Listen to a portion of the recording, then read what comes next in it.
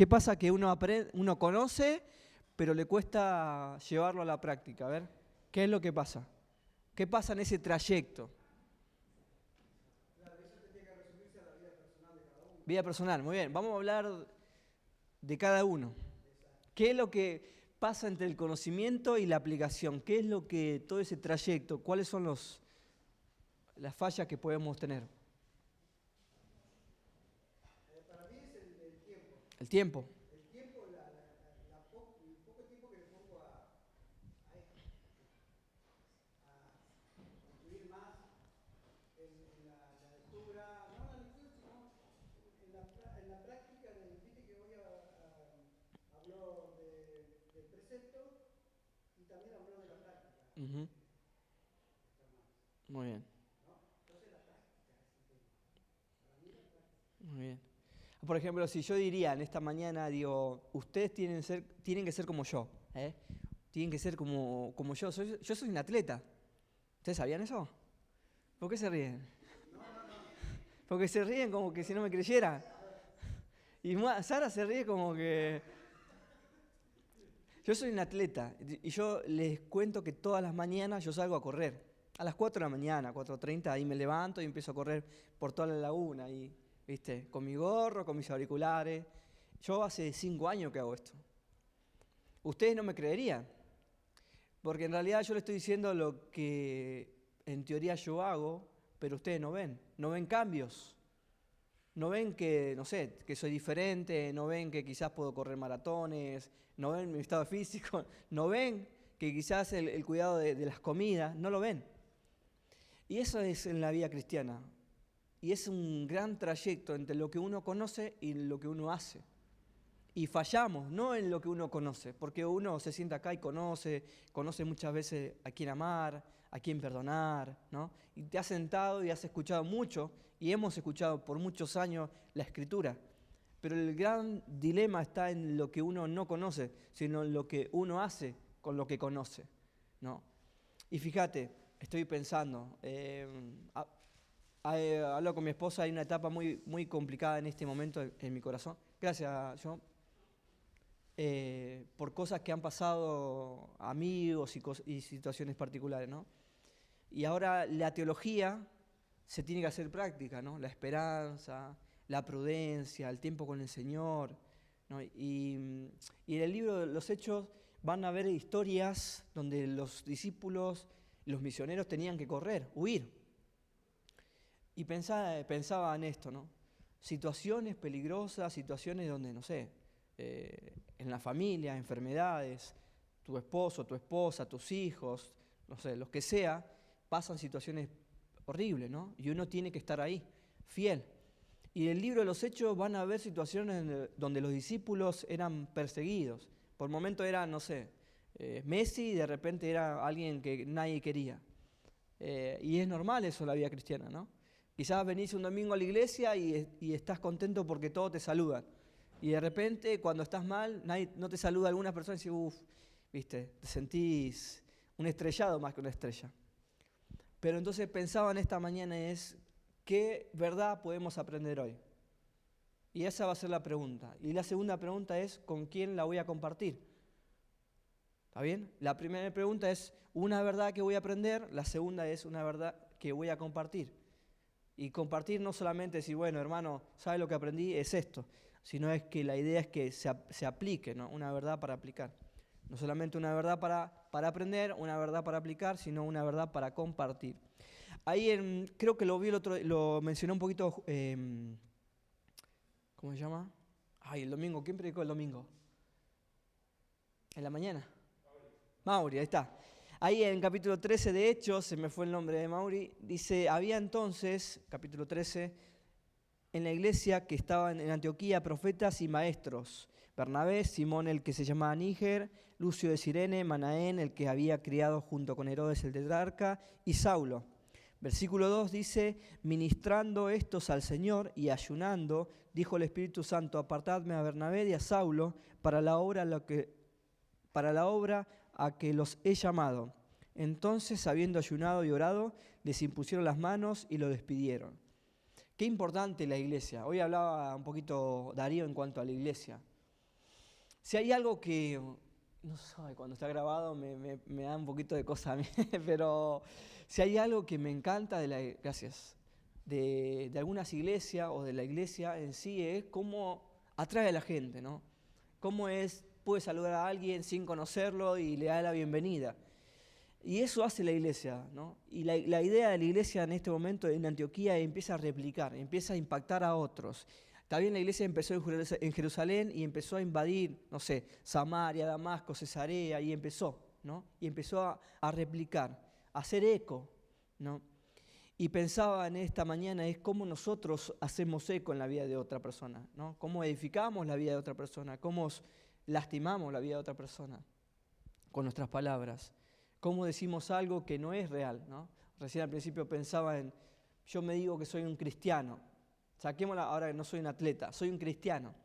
Y podemos decir, bueno, tengo estos rasgos, ¿no? Amo, puedo perdonar, puedo ir a la iglesia a pesar de que a veces no quiero, ¿no?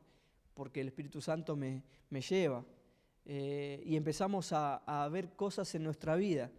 Y algo que pasó en la iglesia, empezaron a aparecer personas. Ahí decía, algunas personas, dice Simón, el que se llamaba Níger, Lucio de Cirene, y dice, y Saulo. Y una de las cosas que pienso un poquito de Saulo, qué difícil habrá sido su vida. Vos pensá esto, si a veces hoy, en las redes sociales, cuando te toca ir a la iglesia, y hace 10 años atrás vivía de una manera desenfrenada, ¿viste? Y quizás la gente pueda ver tu red social y decir, esto hacías vos, de esta manera te conducías. Con Pablo pasaba esto, con Saulo pasaba esto. La gente podía saber quién era él, porque él lastimaba a la gente, porque su testimonio era algo muy público. Vivía una vida desenfrenada en contra de los cristianos. Pero ahí estaba él, intentando dar vuelta a la historia, ¿no? Qué difícil, ¿no? Cuando uno tiene que dar vuelta a su historia. Es muy difícil. Y porque yo antes era un padre amargado, que odiaba, que tenía una mala relación con mis hijos, pero ahora tengo que vivir una vida diferente. Bueno, Saulo tuvo que cargar con todo ese historial, donde quizás la gente lo veía y decía, vos eras tal persona. Y quizás él tenía que discutir, sí, pero ahora soy esto. Y sí, está bien lo que decís, pero yo me acuerdo de vos, ¿no? La historia, la gente cuenta tu historia. Y acá estaba, ¿no? Empezando a dar vuelta a la historia. Versículo 4 dice, ellos entonces enviados por el Espíritu Santo descendieron a Seleucía y de allí navegaron a Chipre. Y llegando a Salamina anunciaron la palabra de Dios en la sinagoga de los judíos. Tenían también a Juan de ayudante. Y una de las cosas, versículo 2 dice, apartadme a Bernabé y a Saulo para la obra a lo que los he llamado. Te das cuenta que cada persona tiene un llamado, ¿no? Tiene una historia. Te pregunto, ¿pensás que Dios te llamó a algo en esta vida? A ver, ¿a qué pensás que Dios te llamó? Aparte de la salvación, de la vida eterna, sacando la forma espiritual, ¿a qué pensás que Dios te llamó?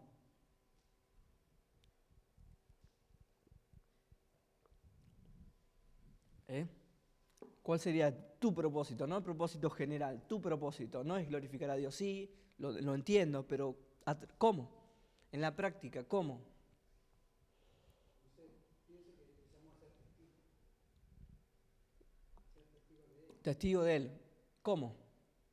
Y a través de lo que aprendiste de Él y de lo que vos podés experimentar, decirle a otro. Muy bien, pero ahora vamos a la calle angosta, un poquito, ¿de qué manera?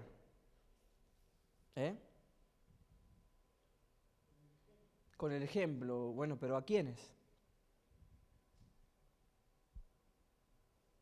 Por ejemplo, en el caso mío sería con la adolescencia, jóvenes. Ajá, ¿y algo más específico? ¿Algo más? Viendo y mostrando que sos de Cristo. Muy bien. En el trabajo, en el lugar donde Muy bien, gente que ve que sos diferente. muy bien. Ahí pensaba, ahí decía Mabel, algo que creo en lo cotidiano, ¿no? Uno se junta con personas, está con personas y muestra. A veces encerramos la iglesia en este lugar. O sea, el cuerpo no es este lugar. Yo en la semana soy parte del cuerpo de la iglesia, quizá voy a estar en otro lugar, vos estás en otro lugar, Pero pensá en esto, el propósito que ellos tenían, dice, apartarme. Ahora, Dios ha dado un propósito. Y el propósito no se maneja con el tiempo. Bueno, yo termino la carrera y voy a cumplir su propósito. Voy a estudiar por su propósito. Porque quizás el propósito es hoy en realidad. El ser la mejor esposa que pueda tener tu esposo, la mejor hija de Dios que pueda tener Dios, la mejor madre, ¿no? Lo mejor para el Señor. El mejor estudiante, el mejor trabajador, lo mejor, ¿no? Y ese es el propósito, es cumplir el plan de Dios en donde hoy me toque estar. No en donde me toque estar mañana ni pasado, ¿no? Y pienso en eso, a veces sí, la iglesia sale, la iglesia encomienda, porque acá la idea, el plan, por lo menos lo que se ven hechos es que hay misioneros y que la iglesia encomienda y que la iglesia apoya, ¿no? Y está presente, sí, sin dudas. Pero hoy también vemos que la obra misionera se hace en los trabajos, en los deportes, en el fútbol, en cualquier lugar. Porque la obra misionera siempre se trata del evangelio de la buena nueva. Y donde la iglesia tiene que llegar, no sé, con un abogado, con un juez, con una escuela, ¿no? Y la obra misionera tiene un propósito para cada uno de nosotros. Quizás tu llamado tenga que ver con algo más lejos, ¿no? Un país no alcanzado. Un lugar donde la gente no pueda ir, no quiera ir. Versículo 6 dice, y habiendo atravesado toda la isla hasta Pafo, hallaron a cierto mago falso, profeta judío llamado Bar Jesús, que estaba con el procónsul Sergio Paulo, varón prudente. Y una de las cosas que vamos, a ver si se me escapó, ahí está, que vamos a ver acá, era que se encontraron con alguien raro, ¿no? Porque no era muy común que en los judíos fuera algo público la hechicería, ¿no? Al contrario, el pueblo judío estaba más relacionado a un Dios, ¿no? Fíjate que todo el Antiguo Testamento se hablaba de un Dios. Y acá se encontraron con alguien que interrumpía la vida de una persona que se llama Sergio Paulo, varón prudente. Dice versículo 7, llamando a Bernabé y a Saulo, deseaba oír la palabra de Dios, pero lo resistía Elimas, el mago.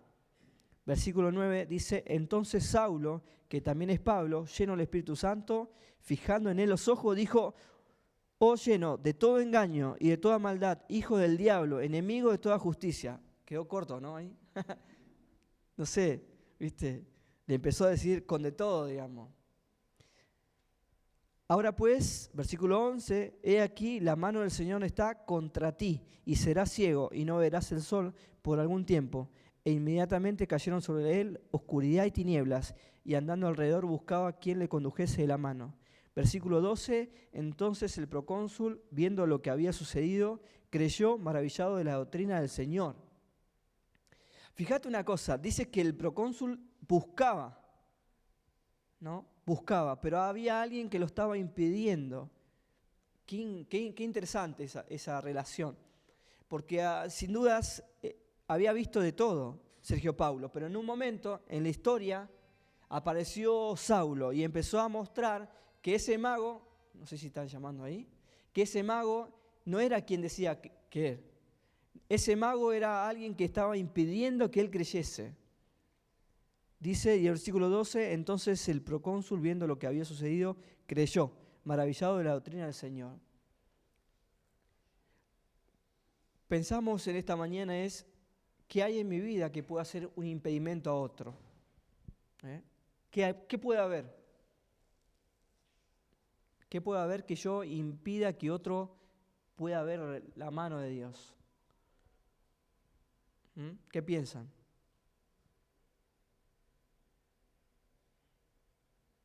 ¿Qué piensan? Nada. ¿Impido que alguien pueda ver a Dios? O sea, que no puede haber a Dios en mi vida. O sea, la idea acá estaba el mago, estaba Sergio Paulo y aparece Saulo. Lo que hacía era que no podía ver a Dios, ¿no? Él buscaba a Dios. Vos fíjate una cosa, no sé si te pasa, pero a veces te busca un compañero de trabajo que no es creyente y te dice, estoy pasando por esto, ¿viste? Orá por esto. Yo sé que vos hablas con Dios, vos sos creyente, sos evangélico, ¿viste? Hay una cierta manera de buscar a Dios, a través de la necesidad, a través de la urgencia, ¿viste? Pero a veces, ¿qué impide eso? Impide la incredulidad. La gente no quiere creer, no quiere confiar. A veces en realidad no, yo confío en los médicos, ¿viste? Dios no es parte de esto. Pero hay un momento donde la gente se rinde y dice, no, necesito de Dios, ¿no? Y lo que acá pasa es eso. Aparece de una forma milagrosa, ¿no, Saulo? Porque fíjate lo que hace. O sea, le dice una frase interesante. Oh, lleno de todo engaño y de toda maldad, hijo del diablo, enemigo de toda justicia, ¿no cesará de trastornar los caminos rectos del Señor? Esa es una declaración importante, porque acá lo que está haciendo, no sé qué pensás, pero ¿recordás Juan 8:44 cuando habla del diablo? Y quizás podemos citar algunos pasajes donde habla de la práctica del diablo que a veces uno puede tener. Cuando hablo de eso, no hablo de que uno es el hijo del diablo, pero sí a veces peca, ¿no? Se equivoca, comete errores, no renuncia a cosas, a placeres. Pero acá en el versículo 12 aparece una obra maravillosa, ¿no? La obra del Señor. Y a través de una situación particular, Saulo marcando territorio. Versículo 13 dice, habiendo zarpado de Pafos, Pablo y sus compañeros arribaron a Perge de Panfilia, pero Juan, apartándose de ellos, volvió a Jerusalén. Y acá vamos a debatir un poquito, ¿eh? A mí me gusta que, falta Ricardo igual acá, falta Ricardo que le pone más pimienta, pero una de las cosas es que Juan Marcos abandonó. Porque, bueno, vamos a empezar a divagar, ¿sí? ¿Le gusta divagar así? A veces a mí me gusta divagar. Y no está bueno, pero me gusta a veces volar. Pero vamos a pensar en por qué Juan Marcos abandonó. ¿Qué piensan? ¿Por qué abandonó la obra? Divagando. ¿Puede ser? Muy bien. Yo voy a pedir 3 postulantes, porque necesito que... Estamos en tiempo de votación, así que vamos a intentar convencer al público. La primera, que va a ser Gisela, gracias por hablar. Gisela va a hablar de que Juan Marcos abandonó porque quería volver a su casa. Así que ese es el concepto. Pensá en eso, porque nos vas a tener que convencer de que Juan Marcos abandonó por eso. Lo segundo es porque no le gustó Pablo. Ahí le voy a pedir a Agustín. Pero Agustín, tenés que convencer a la gente. Nos tenés que convencer a todos. Y falta uno más. Si alguien se quiere animar. Vamos a pensar que se sentía incómodo. Bueno, ¿por qué? Porque lo que estaba pasando con Saulo empezó a abrir la puerta para los gentiles ahora, no solamente para los judíos. Recuerda que cuando Pablo iba y empezaba a predicar el evangelio, iba a las sinagogas, pero en ese tiempo también había gentiles y empezaban a reunirse. Entonces no solamente quizás añoraba su casa, su familia, su costumbre, no, yo quiero comer los domingos ahí, está todo bien, lo que estás haciendo, yo te abandono por eso. Lo segundo es porque no le gustaba a Pablo. No, lo que pasa es que viajar con Pablo siempre quiere ir para todos lados. Y lo tercero es que se sentía incómodo con esto. Pero yo pensé que era de otra manera. Así que, ¿quién se ofrece? ¿Sara o alguien más se ofrece? Muy bien, así que vamos a empezar con Gisela. Gisela nos va a presentar por qué Juan Marcos abandonó. Juan Marcos abandonó porque justamente estaba cansado de tantos viajes para un lado, para el otro, extrañaba a su familia, quería tener un tiempo de descanso sin el hecho de abandonar completamente la obra, por el contrario, quería retomar fuerzas para seguir. Esa era Muy bien. su molestia del momento. Muy bien. A ver, Agustín. Y capaz por el hecho de no contar con Pablo, que quería llegar a otras partes del mundo, la idea no concordaba, que quería llegar a otra parte del mundo, con otro tipo de gente, de otro tipo de forma. Muy bien. ¿Algo más? ¿Por qué? ¿Algo que no le gustase de Pablo puede ser? ¿Qué pensás? ¿El carácter puede ser? Aparte, lo que sí Pablo, bueno, por lo menos vemos en la Biblia, es que era un conocedor de la Escritura y no solamente eso, era alguien, ¿cómo se dice? Inteligente. alguien que tenía elocuaz, podía hablar, y quizás eso lo dejaba, lo menospreciaba, puede ser Bernabé. ¿Qué pensás? Pues, Juan Marco, ¿qué pensás? Sí, es mucho de comparar a Pablo Ramiro de Rabino, capaz que Ah, tenía lo anterior, o no sería capaz de todas las herramientas que tiene él. mm, muy bien. No, Trataba de hacer lo que podía como podía. muy bien. ¿Y Sara, qué pensás?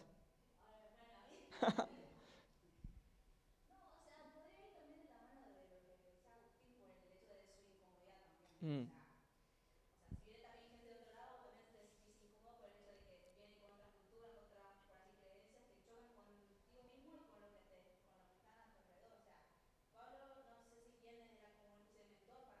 mm,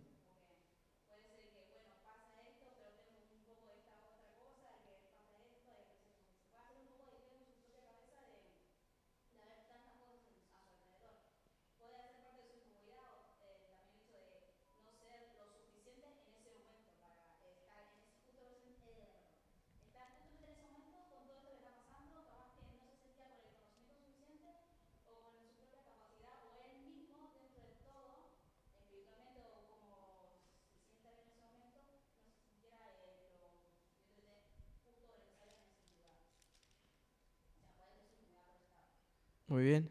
Algo que dice o aparece en el capítulo 15, versículo 36, dice, después de algunos días Pablo dijo a Bernabé, volvamos a visitar a los hermanos en todas las ciudades en que hemos anunciado la palabra del Señor para ver cómo están.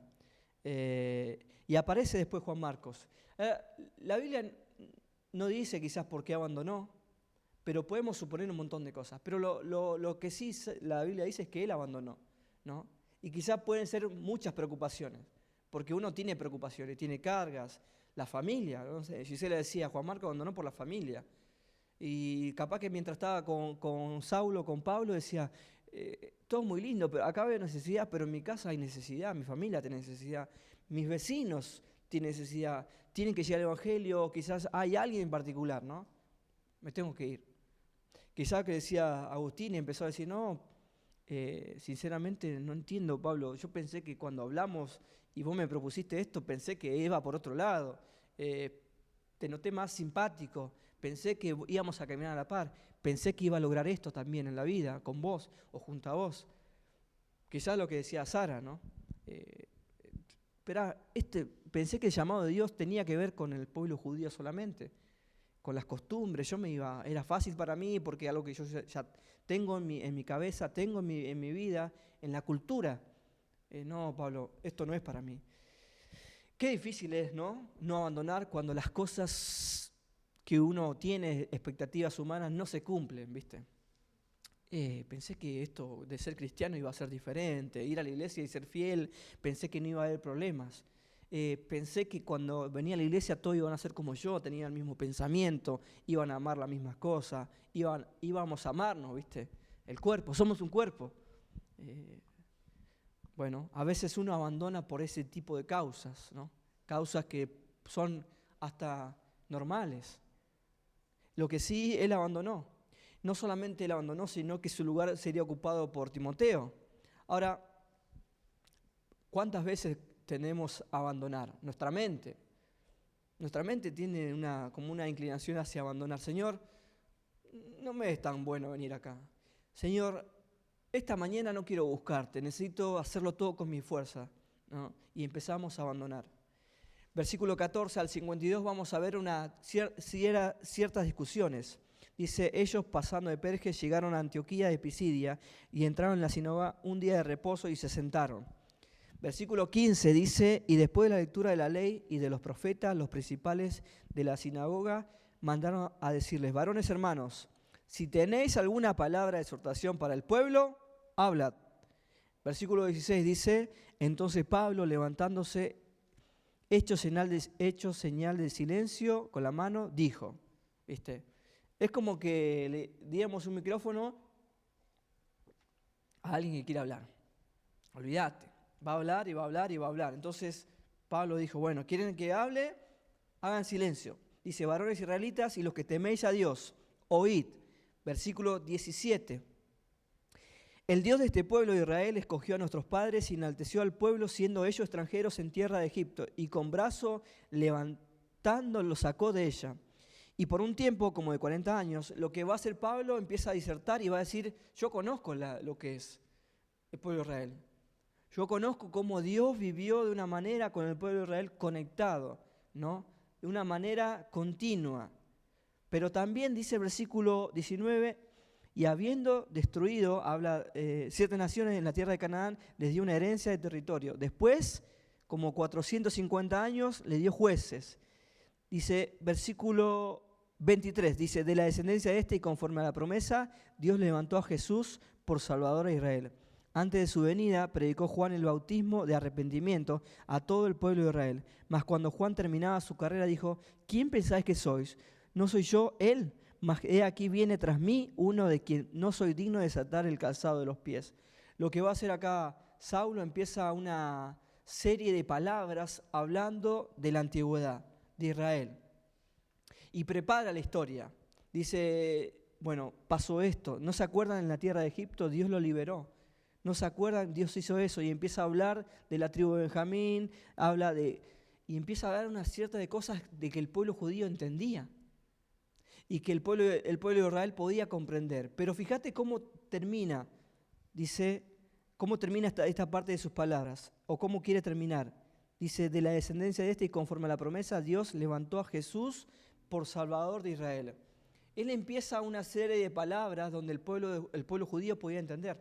La sinagoga podía entender, porque lo comprendían, lo hablaban cada fin de semana, pero ahí empieza a hablar de Jesús.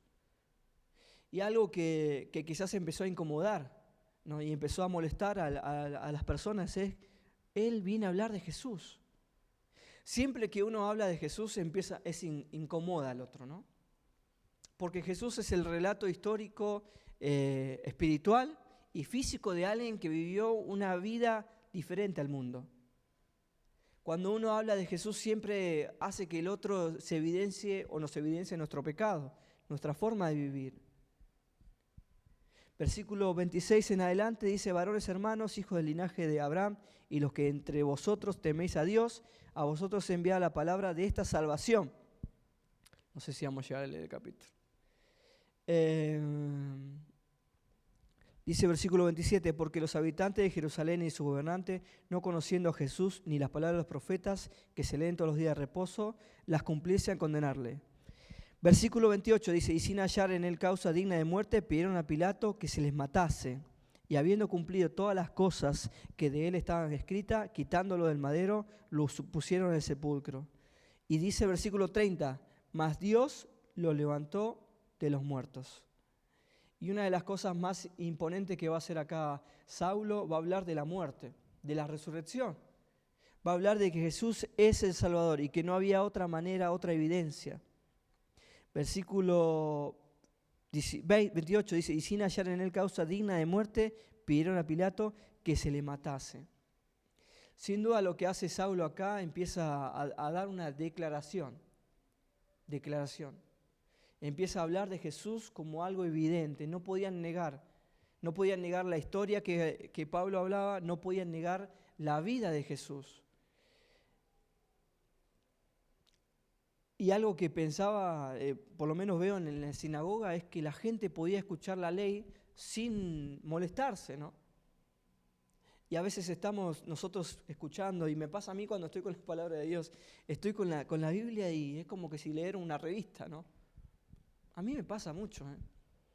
En cuanto a la forma de vivir del cristianismo, digo, Señor, estoy leyendo quizás hasta una, ¿cómo se dice?, una caja de instrucciones, ¿no? Que te dice qué hacer, cómo avanzar, cómo creer. Pero cuando veo que ese libro empieza a tomar forma en mi corazón, digo, ¡ah! Anoche mientras estaba repasando, mi espíritu se fue para Jeremías, ¿no? Y empecé a leer Jeremías, ¿no? Y empecé a leer algunas cositas del pueblo de Israel, interesante. Y algo que va a basar Pablo a lo largo de este capítulo es que el pueblo fue rebelde. El pueblo buscó otros dioses. Acompáñame ahí un poquito a Jeremías, te leo algunos versículos. Y después vamos a pasar algunos versículos adelante porque no quiero llegar por lo menos a leer algunas cositas. A ver si lo encuentro. Ahí capítulo 1. Acá lo tenía.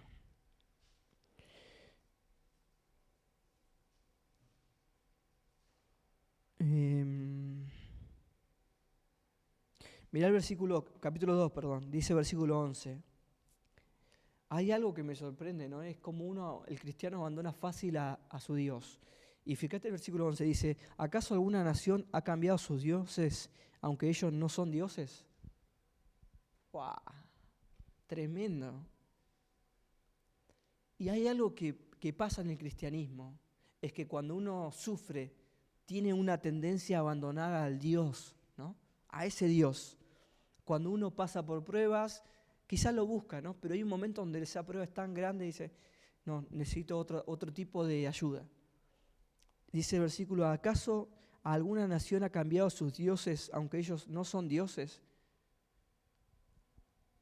Pero eso es una pregunta diciendo, pueblo, si ellos no cambian sus dioses, ¿por qué ustedes sí lo hacen? ¿Por qué lo han cambiado? ¿Por qué se han vendido? ¿No? Porque han ido atrás de idolatría. Y sabes que Jeremías es un campo muy difícil. Él tenía que ser el profeta en una situación donde el pueblo estaba viviendo en idolatría. Pero no solo eso. Fíjate una cosita, en el Antiguo Testamento, en Habacuc, habla de que Dios utilizó un pueblo difícil como los caldeos. Y a veces la voluntad de Dios es siempre la misma, ¿no? Vivir para Él, amarle, glorificarle, vivir en santidad. Pero utiliza ciertas circunstancias o situaciones para remover nuestro piso. ¿Cuándo fue la última vez que el Señor te habló y cambiaste? Porque eso es lo que estamos hablando de la mañana. El Señor te mostró que esa vida está mal, que esa vida de pecado, quizás esa doble vida. Y si hay algo que he mostrado no solamente en mi corazón, sino en experiencia, es hacer cambios. Preguntale, si tenés amigos, preguntale cómo estás con esto, con la mente, con tus pensamientos, cómo está tu matrimonio quizás, cómo está tu tiempo con el Señor. Yo me junto con un amigo, tengo un amigo que me hace preguntas muy difíciles. Y a veces me manda un mensaje y me dice, ¿cómo fue tu tiempo con el Señor hoy? ¿Viste? Y le digo, no, fue muy malo, olvídate, ¿no? Pero orá porque quiero cambiarlo. ¿Cómo están tus pensamientos? ¿Cómo está tu corazón? ¿Cómo está tu tiempo con tu esposa, con tus hijos? ¿Has sentido la mano de Dios hoy? ¿Viste? Y a veces Él me responde todo mal, ¿viste? Y a veces son mis días muy malos. Pero volviendo al tema, creo que en cuanto a la iglesia, en cuanto al llamado, en cuanto al propósito, ¿cuál es tu propósito? Quizás tu propósito no solamente es alcanzar al perdido que está cerca, sino alimentar a alguien más que necesita de tus palabras, de tu aliento, ¿no? Quiero ver si podemos llegar a ver un poquito más adelante, porque la idea era que viéramos los 2 capítulos, pero está difícil, che. Vamos a ir a los últimos versículos. Dice, los gentiles oyendo esto, lo que hace Pablo en el versículo 41, menciona ahí a Habacuc, dice, mirad, oh menospreciadores y asombrados, y desapareced, porque yo hago una obra en vuestros días, obra que no creeréis si alguien os la contare. ¿Se acuerdan? Ahí está el pueblo caldeo haciendo sufrir al pueblo de Israel para hacer una obra de Dios en la vida de los judíos. Y acá como que hace un contraste. Bueno, acá estoy yo. Miren quién soy. El mismo que perseguía, judío, el mismo que hacía todo lo que hacía. ¿Ustedes no lo logran entender? Bueno, es lo mismo. Dios haciendo la obra. Versículo 42 dice, cuando salieron ellos de la sinagoga de los judíos, los gentiles le rogaron que el siguiente día de reposo le hablasen de estas cosas. Y esto va a traer problemas. Y despedida la congregación, muchos de los judíos y los prosélitos piadosos siguieron a Pablo y a Bernabé, quienes hablándoles le persuadían a que perseverasen en la gracia de Dios. Acá está el problema también. Dice, el siguiente día se juntó casi toda la ciudad para oír la palabra de Dios. Pero viendo los judíos la muchedumbre, se llenaron de celos y rebatían lo que Pablo decía, contradiciendo y blasfemando. Entonces, Pablo y Bernabé, hablando con denuedo, dijeron, a vosotros, a la verdad, era necesario que se hablase primero la palabra de Dios. Mas puesto que la desecháis y no juzgáis digno de la vida eterna, he aquí, nos volvemos a los gentiles. Versículo 47 dice, porque así nos ha mandado el Señor diciendo, te he puesto para luz de los gentiles. Versículo 48, ahí está. Vamos ahí a terminar con estos versículos. Los gentiles oyendo esto se regocijaban y glorificaban la palabra del Señor y creyeron todos los que estaban ordenados para la vida eterna. Y este versículo, me gustaría escuchar qué piensan. Lo leo otra vez. Presta atención. Dice, los gentiles oyendo esto se regocijaban y glorificaban la palabra del Señor y creyeron todos los que estaban ordenados para vida eterna. Sacá tu teología, sacá todo lo que vos entiendas de la Biblia. O sea, quiero saber qué opinás de este versículo. A ver. Muy bien. Ahora, vamos a ser un poquito más angosto. Dice, y creyeron todos los que estaban ordenados para vida eterna. ¿Qué piensan de esa parte? Ya están anotados. Quiere decir que Dios ya lo conocía, digamos. Muy bien. ¿Qué más? ¿Qué piensan de eso? Que hay un orden entonces, ya está. La gente ya va a ser salva, digamos. Ya está anotado, muy bien.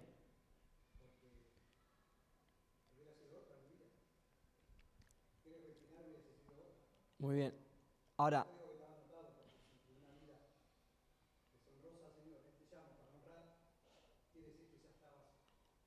bueno, yo voy a decir algo y ustedes quiero que escuchen a ver qué piensan de lo que voy a decir. Yo encuentro este versículo, está grabado, ¿no? Yo encuentro este versículo que Dios eligió a la gente. Bueno, yo creo que Dios eligió a las personas porque el hecho de que me eligiera a mí, obviamente tiene que basarse en su amor y en su muestra de misericordia. Pero más allá de eso, fíjate lo que hizo con Saulo, cómo se presentó a Saulo. ¿Se acuerdan ustedes? Algo muy diferente. O sea, Dios quería un encuentro con él. Fíjate cómo Saulo llegó a los gentiles, cómo hizo desastre espiritual en todos lados y amaba al Señor. Sin dudas, él eligió a Saulo. O sea, lo eligió de tal manera que tenía algo escrito para él. O sea, lo eligió. Pero cuando uno elige, ¿qué pasa? No elige a otros. O sea, Dios eligiendo a Saulo no eligió a otros, lo eligió a Saulo.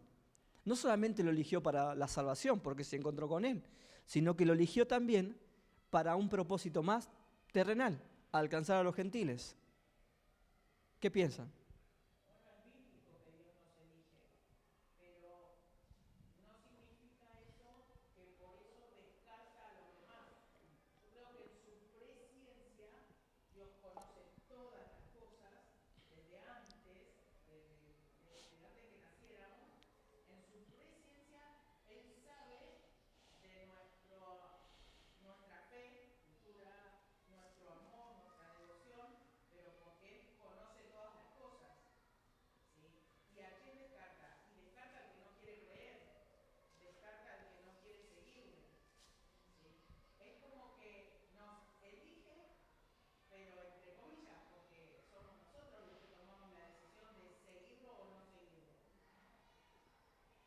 ¿Segura? ¿Alguien más? Ujú.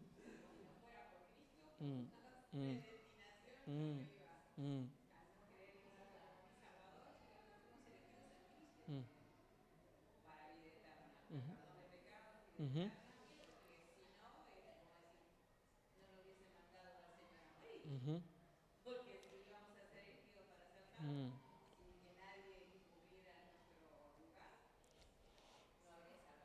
Sí, yo lo que dije recién fue en realidad intentando actuar, pero piensa en esto, porque es un pensamiento muy lógico y hasta un pensamiento de muchas iglesias, y algunos han predicado en esta iglesia. Ujú, ujú. Muy bien. U- Una de las consecuencias que también es eso, porque sí, ya eligió Dios a las personas. está ordenado. Yo hoy hablaba con mi esposa y le decía, este versículo me gusta relacionarlo con mi hijo, con Ramiro. Por ejemplo, yo sé que si yo tengo galletita, un alfajor, no sé, una cuchara, él va a querer tenerlo. Porque hay algo en él que quiere tener lo que tiene el otro, ¿viste? Pero cuando vamos a la comida, él siempre tiene hambre, siempre. Entonces ya sé que si yo me voy a comer a mí, él entra a casa y dice, ¿qué estás comiendo? ¿Viste? Ya sabe. O sea, que yo ya sé si él va a entrar, yo supongo que Ramiro va a querer comer algo. Entonces tengo que preparar algo más, o tengo que darle la mitad, lo que sea, lo que fuere. Yo supongo, ¿no? Supongo. Ahora, pensá esto. Saca la suposición. Dios sabe todas las cosas. Él conoce todas las cosas. Y hay una, que quiero hacer un paréntesis, y es una lucha muy, muy grande en mi corazón. Y es esto. Un hermano en Cristo cae en pecado, ¿no? Y empieza a caer tan profundo que ya es contaminado, ya no parece un creyente, parece que nunca conoció a Dios. Y vos decís, Dios, ¿por qué no terminó la vida del creyente ahí? ¿Por qué no se lo llevó antes, no? Para no avergonzar, para no deshonrar, para no vivir todo lo que puede vivir, ¿no? Y es como que a mí eso, hay en mi corazón cosas ahí guardadas y el Señor tendrá un propósito. Pero cerrando el paréntesis, digo, Dios conoce la gente que va a ir a llegar para la vida eterna. O sea, que Él está fuera del tiempo. Él no presupone, Él sabe y Él conoce eso. Él conoce que quizás Juan Carlos llegó a los 20 años, pero Él ya sabía cómo iba a reaccionar. Él ya sabía cómo iba a recibir a Cristo, cómo iba a recibir todo lo que tenía Cristo para Él, ¿no? Todo su propósito. Pero hay algo que mencionaba Mabel. Sí.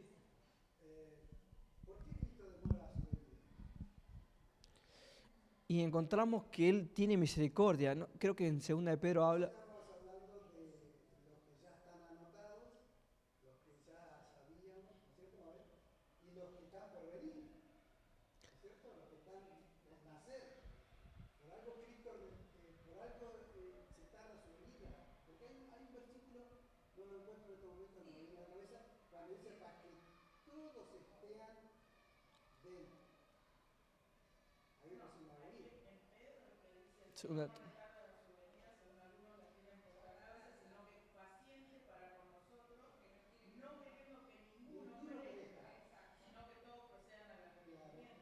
Entran los que presentes y los por venir.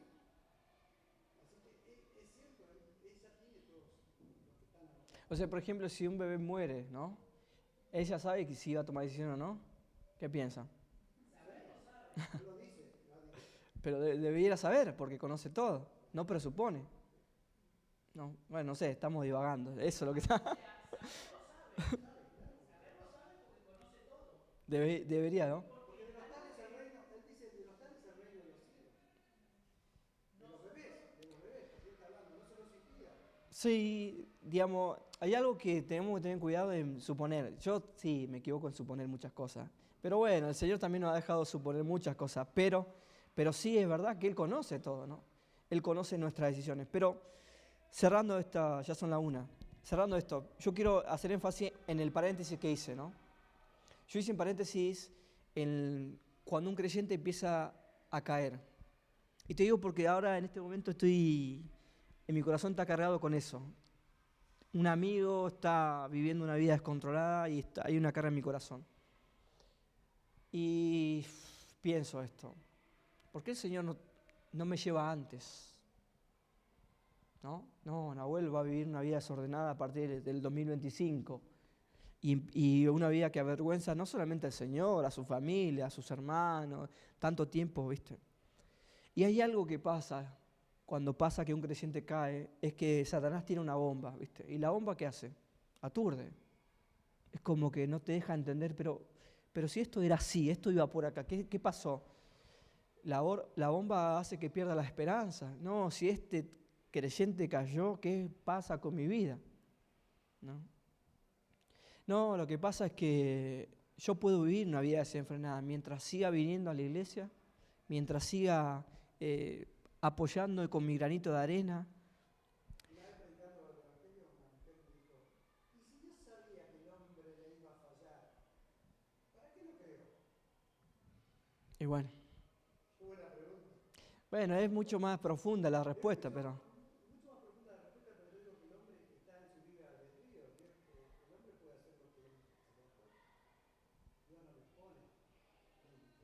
Mm. Mm. En algún momento vamos a pasar por el tribunal de Cristo Mm. y vamos a tener que dar cuenta de muchas cosas. Muy bien, solamente cierro con el... Y algo relacionado con lo que decíamos de capítulo 13 de Hechos. Ellos vivieron una vida difícil en las situaciones, donde la gente dice, no, estos se están descontrolando, estos siguen a Jesús, estos quieren amarlo, no, ustedes están todo mal, váyase de acá. Y es lo que pasa. Cuando uno a veces empieza a amar y a servir a Dios, uno piensa que está todo bien. Y no es así. Van a haber momentos difíciles, pero ahí está, ¿no? El propósito de Dios. Oramos. Dios, gracias por este momento, gracias por tu palabra. Ayúdanos a aplicar, Señor, y también a entender algunas cosas en nuestra vida para cambiar. Oramos en el nombre de Jesús. Amén.